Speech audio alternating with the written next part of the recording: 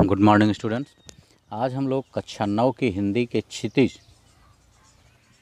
में गद्य के पहले पाठ दो बैलों की कथा के अगले भाग का अध्ययन करेंगे। लेकिन आगे पढ़ने से पहले हम आपको बता दें कि यदि अभी तक आपने इस चैनल को सब्सक्राइब नहीं किया है तो चैनल को सब्सक्राइब अवश्य कर लें, बेल आइकन दबा दें, जिससे कि आपके सिलेबस से संबंधित कोई भी वीडियो जैसे ही अपलोड किया जाए उसका नोटिफिकेशन आपके पास पहुंच जाए और आपके अध्ययन में कोई बाधा ना आने पाए, एक गति उसमें बनी रहे, एक तीव्रता निरंतरता बनी रहे उसमें। तो आइए अब हम देखते हैं उसके आगे के भाग। पिछले भाग में आपने पढ़ा था कि हीरा और मोती जब झूरी के साले गया के यहाँ से भागे थे दोबारा, तो लोगों ने लाठी लेकर के उन्हें दौड़ाया था और लाठी दौड़ाने के बाद हीरा जो था उसने कहा खड़े हो जाओ, तो मोती ने कहा कहो तो मैं भी कुछ मज़ा चखा दूँ। अब फिर देखिए, फिर उसके बाद हीरा ने कहा नहीं, हमारी जाति का यह धर्म नहीं है, अर्थात हम बैल हैं, हमारा यह आचरण नहीं है, हमारी जाति को यह शोभा नहीं देता कि अगर कोई मुझे मारता है तो मैं भी उसे मारूं। इस तरह से हीरा की बातों को सुनकर मोती जो है वह दिल में ही ऐंठ करके रह गया आ पहुंचा और दोनों को पकड़ कर ले चला। इतने में गया आया और उसने दोनों को पकड़ लिया। कुशल हुई कि उसने उस वक्त मारपीट ना की, लेकिन इतना अच्छा हुआ कि उस समय गया ने उन हीरा और मोती को मारा नहीं तो मोती भी शायद पलटवार कर देता।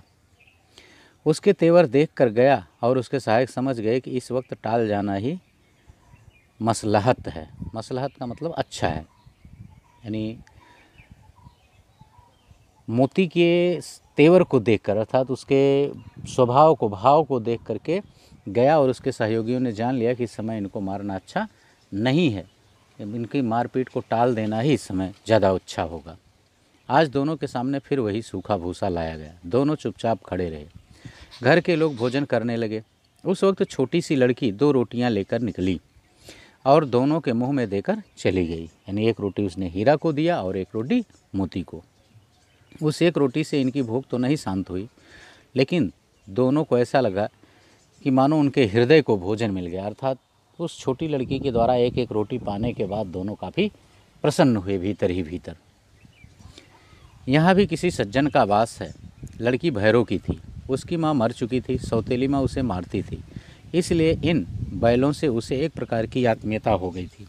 वो जो छोटी लड़की थी वो भैरों की लड़की थी, उसकी माँ मर गई थी और उसकी जो सौतेली माँ थी वो उसको बहुत सताती थी। तो उन बैलों की भी स्थिति देख करके उसे, लड़की से बैलों को आत्मीयता हो गई थी और बैलों को भी लड़की से आत्मीयता हो गई थी, इसलिए उसने ले जा करके उन दोनों बैलों को रोटी दे दी थी। दोनों दिन भर जोते जाते, डंडे खाते, अड़ते, शाम को थान पर बांध दिए जाते। थान का मतलब उस स्थान पर, निश्चित स्थान पर जहाँ ये उसके यहाँ गया के यहाँ पशु बांधे जाते थे, उस स्थान पर बांध दिए जाते थे। और रात को वही बालिका उन्हें 2 रोटियां खिला जाती थी। यानी कि वो उस लड़की का रोज का नियम बन गया था कि वह रोज़ हीरा और मोती को एक एक रोटी शाम को दे देती थी। प्रेम के इस प्रसाद की यह बरकत थी कि दो गाल सूखा भूसा खाकर भी दोनों दुर्बल ना होते थे। यानी सूखा भूसा खाने के बाद भी, और वो भरपेट भूसा भी नहीं खाते थे, फिर भी वो एक एक रोटी पाने के कारण वो दोनों हृदय से इतने प्रसन्न रहते थे कि वे दुबले नहीं हुए। मगर दोनों की आंखों में रोम रोम में विद्रोह भरा हुआ था। अर्थात उन्हें गया और उसकी पत्नी का व्यवहार अच्छा नहीं लग रहा था। एक दिन मोती ने मूक भाषा में कहा, अब तो नहीं सहा जाता हीरा, क्या करना चाहते हो? हीरा, जब इस जना मोती ने कहा हीरा से कि अब सहा नहीं जाता, तो हीरा ने कहा, पूछा क्या करना चाहते हो? एकाध को सींग पर उठाकर फेंक दूंगा। मोती ने कहा कि अब मैं किसी न किसी को इसमें से सींग पर अपनी उठा करके फेंक दूंगा, लेकिन जानते हो वह प्यारी लड़की जो हमें रोटियां खिलाती है उसी की लड़की है जो इस घर का मालिक है। यह बेचारी अनाथ ना हो जाएगी? तो सींग पर उठा के फेंकने का मतलब है कि मैं उसे अब किसी न किसी को मैं मार दूंगा। जब इस तरह की बातें मोती ने कही तो हीरा ने कहा कि तुम यह क्यों भूलते हो, वो जो लड़की हमें रोटी ला करके खिलाती है उसका मालिक वही है जिसे तुम मारना चाहते हो। और तुम चाहते हो क्या कि जो लड़की हमें रोटी खिला रही है वह अनाथ हो जाए? तुम तो किसी तरह निकलने ही नहीं देते। बताओ, तोड़ा कर भाग चलें? तो फिर मोती ने हीरा से कहा कि तुम तो हमें बातों में ही फंसा लेते हो, किसी प्रकार निकलने का मैं जुगाड़ सोचता हूँ, उपाय सोचता हूँ तो तुम उसे रोक देते हो। अब बताओ क्या करें, चलो फिर रस्सी तोड़ करके ही भागा जाए। हाँ, यह मैं स्वीकार करता हूँ, लेकिन इतनी मोटी रस्सी टूटेगी कैसे?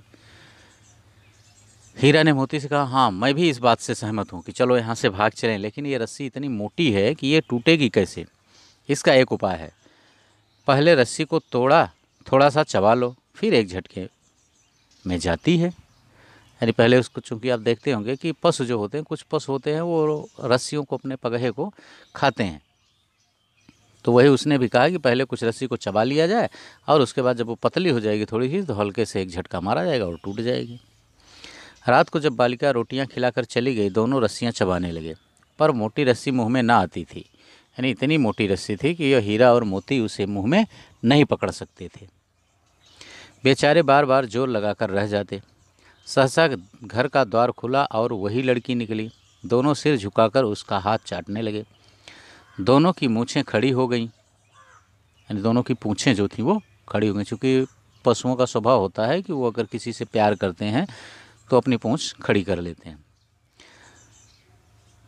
उसने उनके माथे सहलाए और बोली, खोल देती हूँ, चुपके से भाग जाओ, नहीं तो यहाँ लोग मार डालेंगे। आज घर में सलाह हो रही है कि इनकी नाकों में नाथ डाल दी जाए।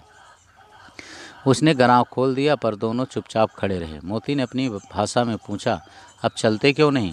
हीरा ने कहा, चलें तो, लेकिन कल इस अनाथ पर आफत आएगी, सब इसी पर संदेह करेंगे। सहसा बालिका चिल्लाई, दोनों फूफा वाले बैल भागे जा रहे हैं, ओ दादा, दोनों बैल भागे जा रहे हैं, जल्दी दौड़ो। यानी लड़की ने भी चालाकी दिखाई कि जिससे मेरे ऊपर कोई संदेह ना करे। वो चिल्लाने लगी कि फूफा के यहाँ से जो दोनों बैल आए हैं वो भागे जा रहे हैं, दादाजी जल्दी दौड़ो। गया हड़बड़ाकर भीतर से निकला और बैलों को पकड़ने चला। वे दोनों भागे, गया ने पीछा किया और भी तेज हुए। यानी गया जाने, जबकि गया हमारे पीछे पीछे आ रहा है तो वो दोनों और भी तेज़ी से भागने लगे। भागते भागते काफ़ी दूर चले गए। फिर गांव के कुछ आदमियों ने को भी साथ लेने के लिए लौटा। गया जो है वो लौटा कि आओ गांव के भी कुछ आदमियों को साथ ले लेते हैं। दोनों मित्रों को भागने का मौका मिल गया, सीधे दौड़ते चले गए। यहाँ तक कि मार्ग का ज्ञान न रहा, अर्थात उन्हें रास्ते का भी ज्ञान नहीं था। वो गया उनके पीछे भागता रहा और वो आगे आगे भागते गए कि हम किधर जा रहे हैं, इस तरफ का ये भी उन्होंने ध्यान नहीं दिया।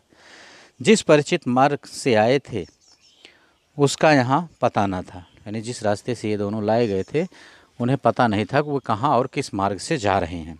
नए नए गांव मिलने लगे। तब दोनों एक खेत के किनारे खड़े होकर सोचने लगे कि अब हमें किधर चलना चाहिए और क्या करना चाहिए। हीरा ने कहा, मालूम होता है हम राह भूल गए हैं, तुम भी बेतहासा भागे, वहीं उसे मार गिराना था। उसे मार गिराते तो दुनिया क्या कहती, वह अपना धर्म छोड़ दे, लेकिन हम अपना धर्म क्यों छोड़े? ये देखिए, पशु होकर के भी ये अपना धर्म निभा रहे हैं कि अगर वो मानव होकर के अपना धर्म भूल चुका है तो हम पशु होकर के अपना धर्म क्यों भूलें, हमें अपना धर्म निभाते रहना चाहिए। दोनों भूख से व्याकुल हो रहे थे। खेत में मटर खड़ी थी, चरने लगे। रह रह कर आहट ले लेते थे, कोई आता तो नहीं है। आहट का मतलब है कि कभी कभी वो देख लेते थे कि कहीं इस खेत का मालिक तो नहीं आ रहा है। दोनों भूखे थे, इसलिए खेत की मटर को खूब प्रेम से चर रहे थे, खा रहे थे। जब पेट भर गया, दोनों ने आज़ादी का अनुभव किया तो मस्त होकर उछलने कूदने लगे। पहले दोनों ने डकार ली। जैसे होता ना कि हमारा पेट जब भर जाता है तो हमें डकार आती है, तो वही है कि पहले दोनों ने डकार ली। जब वो उनका पेट भरा तो डकार ली।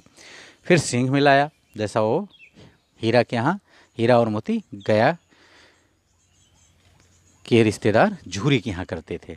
सींग मिलाए और एक दूसरे को ठेलने लगे, मतलब जैसे होता ना कि खेल करने लगे एक दूसरे से।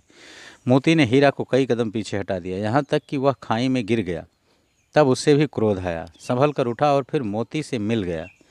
मोती ने देखा खेल में झगड़ा हुआ चाहता है तो किनारे हट गया। उसने सोचा कि ये खेल खेल में अब यही से को गुस्सा आ गया है, झगड़ा हो जाएगा हम दोनों में, इसलिए वो वहाँ से धीरे से हट जाता है और वो खेल बंद हो जाता है। बस ओके बच्चों, इस पार्ट में इतना ही। लेकिन इस पाठ को अच्छी तरह से समझने के लिए इस पूरे वीडियो को अंत तक ज़रूर देखें। ओके, और चैनल को सब्सक्राइब अवश्य कर लें। Okay, thank you.